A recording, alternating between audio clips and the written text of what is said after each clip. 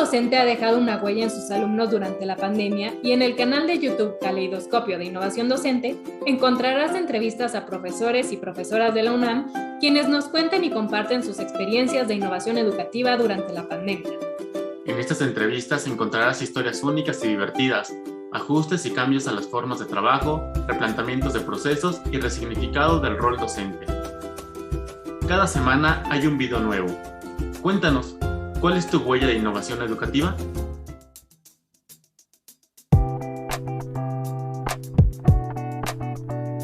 Hola a todos y bienvenidos nuevamente a otro episodio de Platicadito. Hoy les traemos un tema muy interesante y que a todos nos ha tocado de alguna manera. Llevamos al día de hoy, fecha en que estamos produciendo este episodio, más de 18 meses de pandemia y sin duda alguna han sido meses de una completa transformación en la forma de dar clases. Para hablar de este tema me acompaña, como siempre, Jorge Hernández. Hola Jorge, ¿cómo ves el tema? ¿Les quieres compartir a quienes nos escuchan quién es nuestro invitado del día de hoy? Hola Anaís, un placer compartir este espacio contigo una vez más. Y como bien lo mencionas, en esta pandemia el reto de la educación no solo fue para los estudiantes, ya que las y los profesores también se enfrentaron a un gran reto. Muchas personas estaban acostumbradas a las clases en el aula y a actividades muy bien estructuradas. Sin embargo, con la pandemia se tuvieron que adecuar a nuevas estrategias y, por supuesto, nuevas herramientas. Y hoy nos acompaña Juan Javier Morales García. Él es profesor de la Escuela Normal de Santiago Tianguistenco y de una escuela primaria llamada Octavio Paz en el Estado de México. Él nos va a contar su experiencia y cómo es que adaptó sus clases a la manera virtual. Juan Javier, bienvenido a Platicadito. Muchas gracias por acompañarnos. ¿Qué tal? Muchas gracias, Anaís, Jorge. Gracias por la invitación. Encantado de compartir con ustedes este espacio. Muchas gracias, Juan Javier, por acompañarnos en este programa. Y bueno, yo quiero empezar preguntándote algo básico, que es, ¿cuál fue el principal reto al que te enfrentaste como docente al empezar la pandemia? Sí, fíjate que entre los principales retos, yo podría pensar, hay muchos retos. Identificar uno de ellos como el principal, yo podría decir que fue la inclusión. ¿Cómo podría incluir a todos mis estudiantes para que desarrollaran los aprendizajes esperados? Tanto los que tenían acceso a la tecnología como los que no. ¿Cómo poder integrarlos? Me parece que ese fue el principal reto, además de promover un aprendizaje auténtico con un trabajo a distancia. Y por aprendizaje auténtico, me refiero a que mis estudiantes realmente estuvieran aprendiendo y que no cayeran en una simulación de entrega de trabajos, sino cómo promover verdaderamente el aprendizaje en mis estudiantes estando a distancia cuando nunca habíamos estado trabajando en esa modalidad. Me parece que el reto de la inclusión, el tratar de incluir a todos mis estudiantes, fue el principal de todos. Claro. Y en este reto de la inclusión, ¿cómo fue ese proceso de adaptación a tus clases virtuales? ¿Qué tenías en mente o cómo lo fuiste planeando? ¿Cómo hiciste este reto? Me propuse realizar actividades claras y concretas. Me di a la idea de planear actividades en las que mis alumnos realizaran el menos trabajo posible con el mayor aprendizaje posible, lo cual tuvo que ver con las actividades que diseñé para que las realizaran ellos por medio de las cuentas institucionales que el gobierno del estado nos proporcionó, tanto a docentes como a estudiantes, y lo cual abrió una ventana mucho mayor de posibilidades para que todos accesaran a la tecnología. Por ejemplo, ¿qué tipo de actividades tienes en mente que hayas hecho? Trabajamos todos con Classroom, utilizamos Classroom, toda la G Suite que nos otorgó por medio de las cuentas institucionales. Las actividades consistían en continuar trabajando con los libros de texto, páginas específicas de los libros de texto de cada asignatura. Ellos realizaban las actividades en los libros de texto y yo les pedía una actividad muy específica relacionada directamente con el aprendizaje esperado. De esa manera yo podría evaluar el progreso en cuanto a la adquisición del aprendizaje esperado o el desarrollo de la habilidad que tenía programada para esa actividad. Pero era una actividad muy, muy concreta. Justo eso es una parte importante, creo, de esta pandemia que nos ha dejado en la cuestión de la docencia, porque no se trata solo de mantener las actividades que se tenían en clase, en donde eran hacer resúmenes o subraya, apréndete, ¿no? Sino que buscar nuevas estrategias en donde, como bien lo mencionas, con menor trabajo, menor actividades, tuvieran un mayor aprendizaje, que creo que era la parte fundamental en estos tiempos, porque no teníamos todos los recursos como cuando estamos en el aula, ¿no? Así es, definitivo. Fue un reto importante en el cual considero que todos los docentes estamos capacitados para poderlo enfrentar. Aquí la disyuntiva era cómo tratar estos asuntos, cómo promover el aprendizaje esperado a distancia.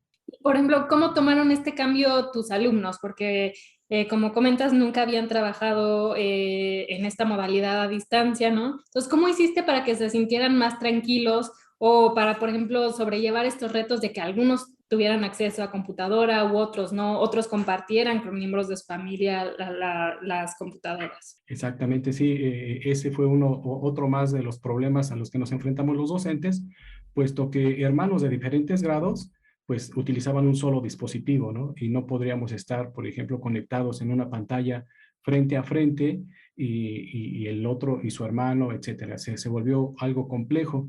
En mis actividades que desarrollé en Classroom y platicando con mis estudiantes, con los padres de familia, me di la tarea de promover la confianza y sobre todo luchar contra esta estigmatización del error, promoverles y decirles que el error es parte del aprendizaje. Yo les digo a mis alumnos, el que no comete un error no aprende.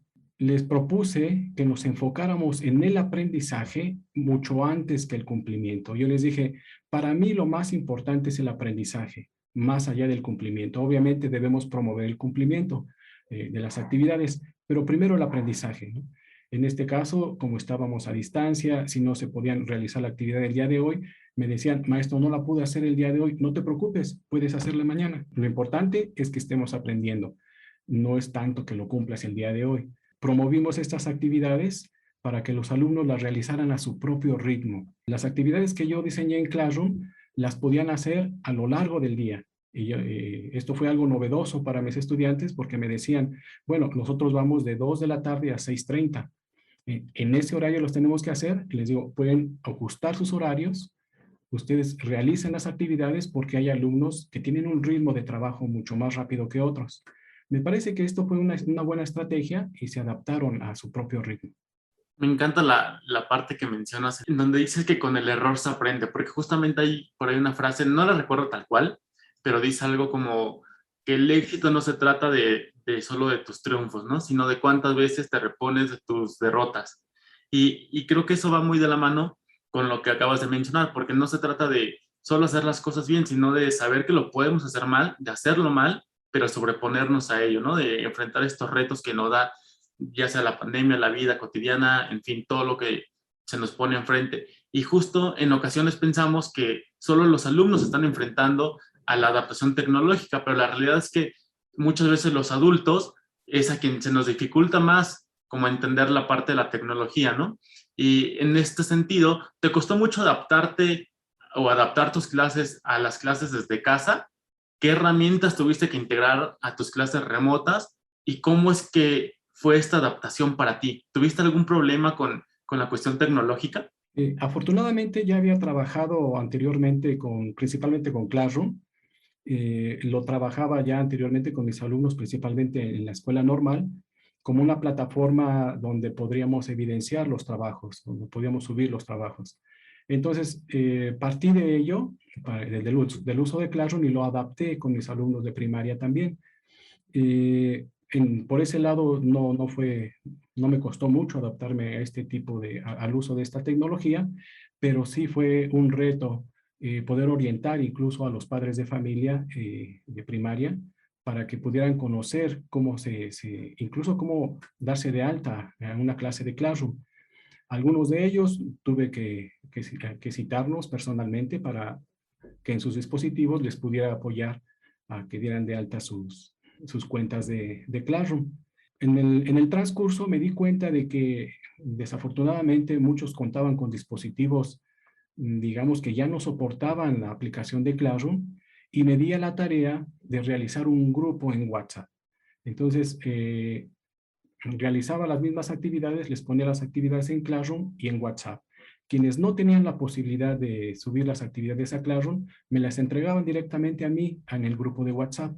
Y de esa manera pudimos solventar, digamos, a los que tenían el acceso de manera fluida a las plataformas de Classroom y quienes no, lo adaptamos por medio de WhatsApp, que afortunadamente ahí sí todos tenían. Oye, Juan Javier, y me han contado historias de terror de profesores dando clases en una pantalla, y ya sabes, estas pantallitas de Zoom, pero completamente todas las cámaras apagadas, como el profesor hablando a cámaras apagadas. No sé si pasaste por esto o si todos tus alumnos prendían las cámaras y si no las prendían, ¿qué se hace en esos casos? Bien, pues conociendo que muchos de mis estudiantes se conectaban con datos, los cuales son bastante costosos, yo opté por no presionarlos para que encendieran sus cámaras. Y dije, esto será parte de promover el aprendizaje autónomo, de un aprendizaje auténtico. Las estrategias que yo implementé las realizábamos en Classroom. Y les decía, ustedes tienen las actividades, están en Classroom o en WhatsApp, están muy concretas, realícenlas. Y promoví también el espíritu de investigación. Si no las conocen, no se esperen a preguntarme, investiguen. Investiguen con otras personas, con sus compañeros, en internet, investiguen. Si aún así siguen con la duda, nos vemos el viernes, porque únicamente los viernes nos conectábamos, digamos, en una plataforma donde nos podíamos ver en la pantalla. Y los viernes lo dedicábamos para resolver las dudas principales que se generaron en el transcurso de la semana o los errores comunes que yo identifiqué y que consideraba necesario darles retroalimentación, pero de toda la semana. Esa es otra parte muy interesante, el finalmente adaptar que verse presencialmente diario no fue algo que se hiciera ahora, ¿no? Entonces, verse solo una vez a la semana de forma presencial es un gran cambio, ¿no? Pero, ¿cómo te funcionó? ¿Te funcionó bien? Excelente, excelente. Sobre todo, los padres de familia comentaron que les gustó mucho la forma de trabajo y sobre todo que notaron un cambio en sus hijos hacia la mirada que tenían a la escuela, ¿no? Ya no la veían como aquella carga que tenían que hacer como obligación, sino como algo novedoso que ellos desarrollaron su propia responsabilidad y decían, tengo mis actividades y las voy a realizar. Quizás salieron por un momento, regresaron y decían, tengo que hacer mis actividades y las tengo que subir. Me parece que esto promovió el aprendizaje autónomo y sobre todo el amor al conocimiento. Les digo a mis alumnos, yo siento que soy filósofo, etimológicamente hablando, porque amo el conocimiento. Y un filósofo quiere formar otros filósofos. Entonces, ustedes también son filósofos porque quiero que ustedes sean amantes del conocimiento. Y eso hay que buscarlo. Justo esa parte del sentido de la responsabilidad, quiero creer que ya los alumnos de la normal pues ya lo tienen, ¿no? El sentido de la responsabilidad, de entregar sus materias, todo, pero trabajar con alumnos de primaria creo que es una parte más complicada y ahora hacerlo desde la parte virtual, creo que sí, bueno, yo creo porque no soy docente como tú, ¿verdad, Dan? Pero creo que sí es un poco más complicado, ¿no? El hacer que estos menores tengan la parte de la responsabilidad, como bien lo mencionas. ¿Tú notaste algún cambio en ellos, en ellas, que de verdad sintieras que se apropiaron de sus clases, que se hicieron más responsables? ¿Algún cambio que notaste? Sí, sí, claro, fue algo que me llamó mucho la atención, en el que ellos me cuestionaban y me preguntaban y querían profundizar sobre ciertos temas. Esto sucedió en la mayoría, no puedo decir que en todos, pero en la mayoría, como un proceso, siento que en la mayoría se fue reflejando una búsqueda por el conocimiento y en un trabajo genuino de la entrega de trabajos, ¿no? Es decir, ya no le pedían al papá que les hiciera su trabajo para entregármelo, ¿no? Y mostrarles el 10 al papá, ¿no? Incluso en reuniones con los padres de familia de primaria, les decía, ya no les pregunten a sus hijos cuánto sacaron. Quiero que les pregunten de ahora en adelante qué aprendiste. Platícame qué aprendiste. Y por el contrario, a los estudiantes, a mis alumnos les decía, ya no vayan con sus papás a presumirles el 10. No, díganles, papá, ¿qué crees? Hoy aprendí esto. ¿Sí? O rétenlos a hacer el reto matemático que hoy hicimos, ¿no? y platíquenles. De esa manera se fueron profundizando y le fueron agarrando el gusto al conocimiento.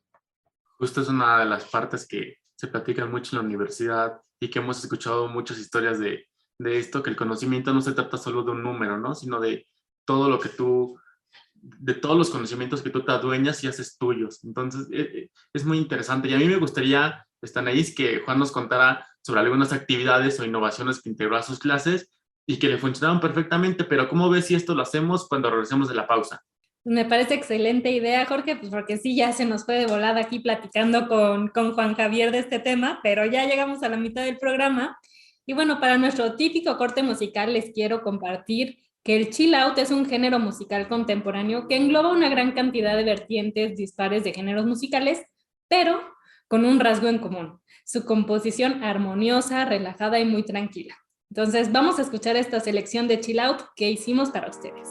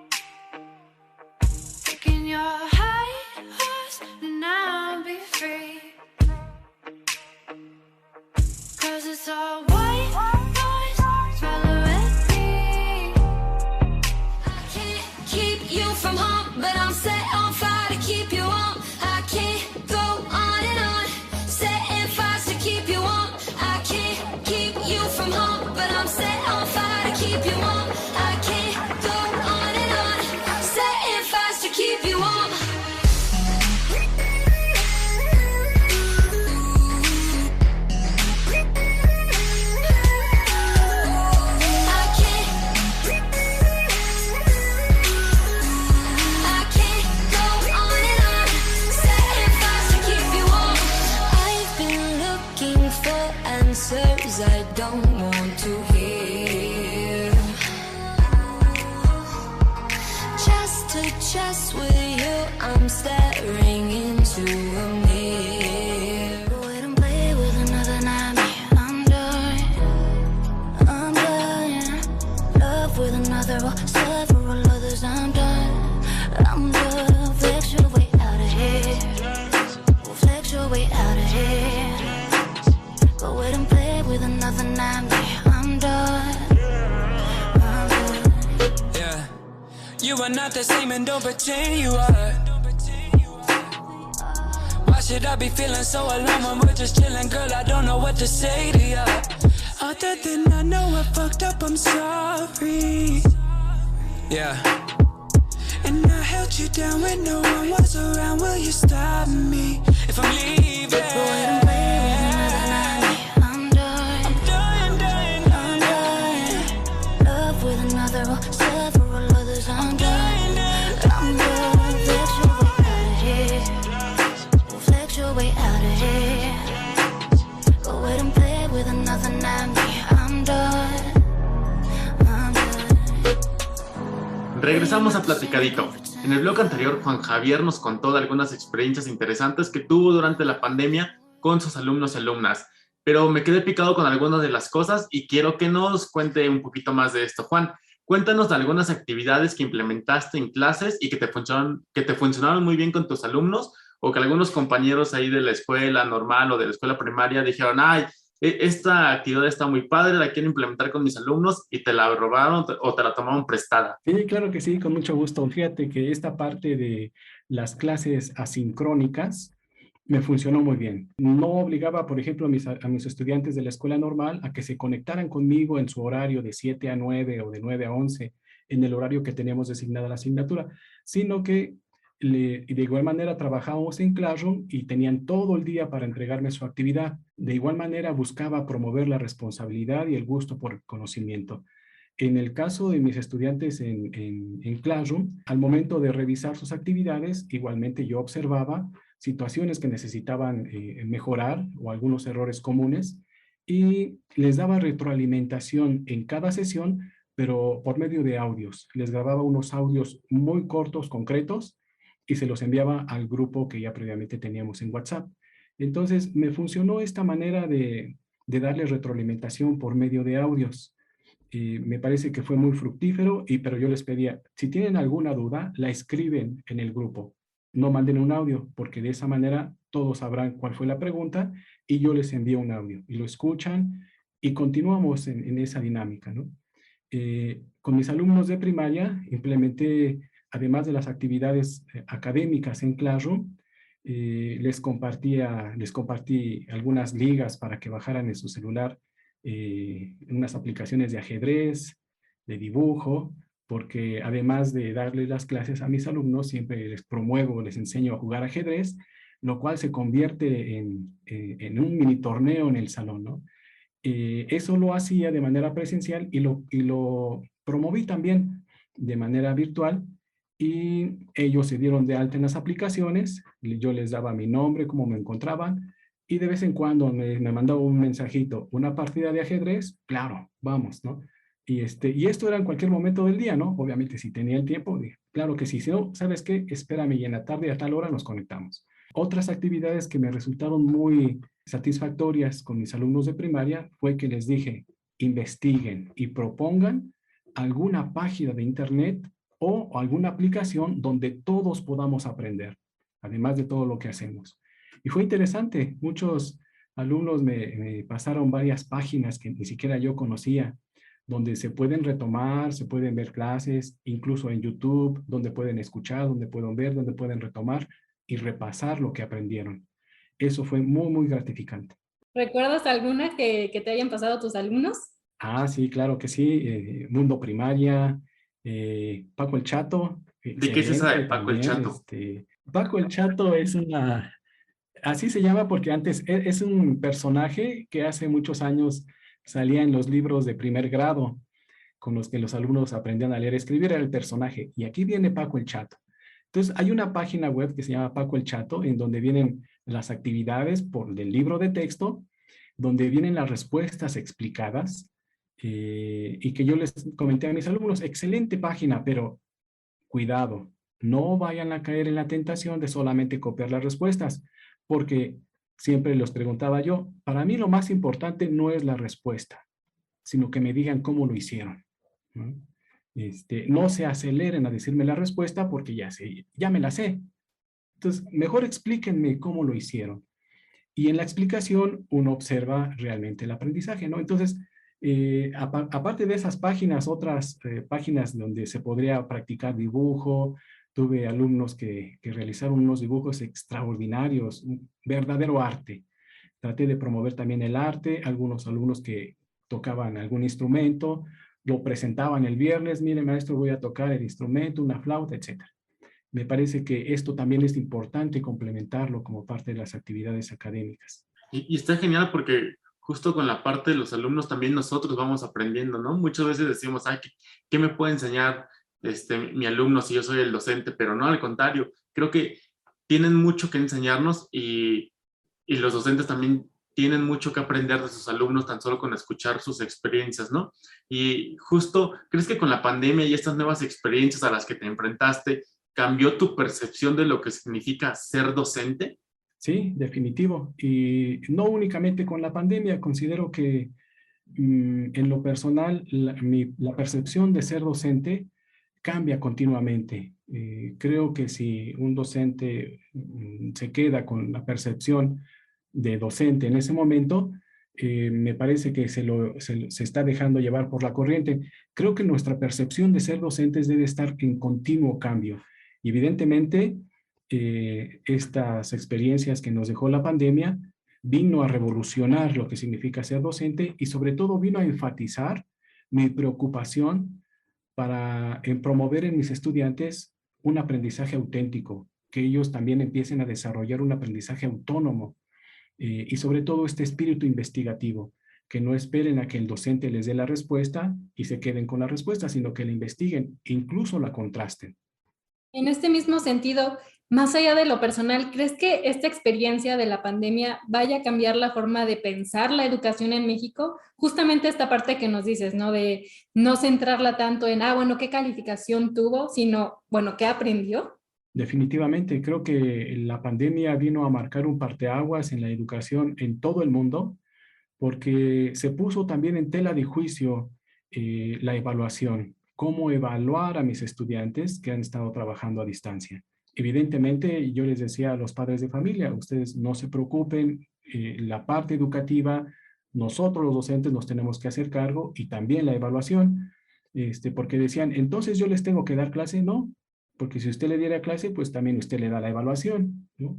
No, me parece que la evaluación vino a marcar principalmente el cambio de lo que estamos haciendo. ¿Y qué estoy evaluando? Que me entreguen actividades, que se conecten puntualmente o estoy evaluando el aprendizaje.